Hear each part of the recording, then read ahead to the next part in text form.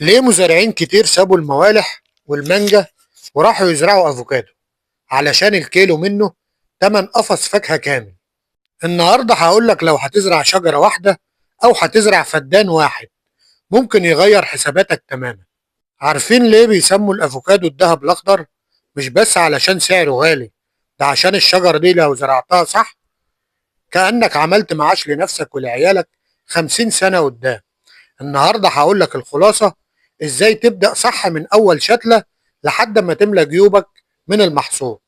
بص يا سيدي، الافوكاتو ممكن يتزرع من البذرة او العقلة، بس لو عايز انتاج بجد وبزنس انسى الزراعة من البذرة وخليك في الشتلة المطعومة، هي دي اللي بتديك انتاج سريع وثمرة محترمة.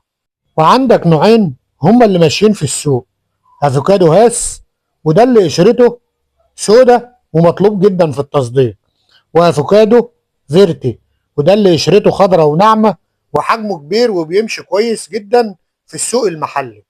وقت الزراعه المظبوط علشان الشتله ما تموتش منك، احسن وقت للزراعه في مصر وقت الربيع. وشجره الافوكادو محتاجه منك صبر، يعني مش هتزرع النهارده وتجمع بكره.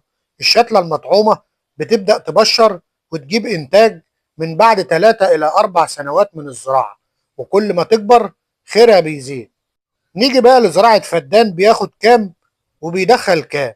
الفدان بياخد 100 إلى 150 شتلة حسب المسافات اللي هتمشي عليها، غالبا 6 متر بين الشجرة والتانية.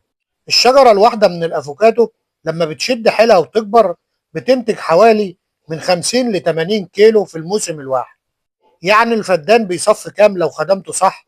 الفدان ممكن يوصل من 8 طن ل 10 طن افوكادو، حسب بقى التمن للكيلو، وشوف الفدان هيطلع لك كام. وعلشان توصل للارقام دي لازم تضلع الشجر ببرنامج تسميد يكون فيه نيتروجين وبوتاسيوم علشان الشجرة ترمي خضار وحجم ثمار يملى العين. بس خد بالك من البعبع بتاع الافوكادو، الملوحة او المية الزيادة.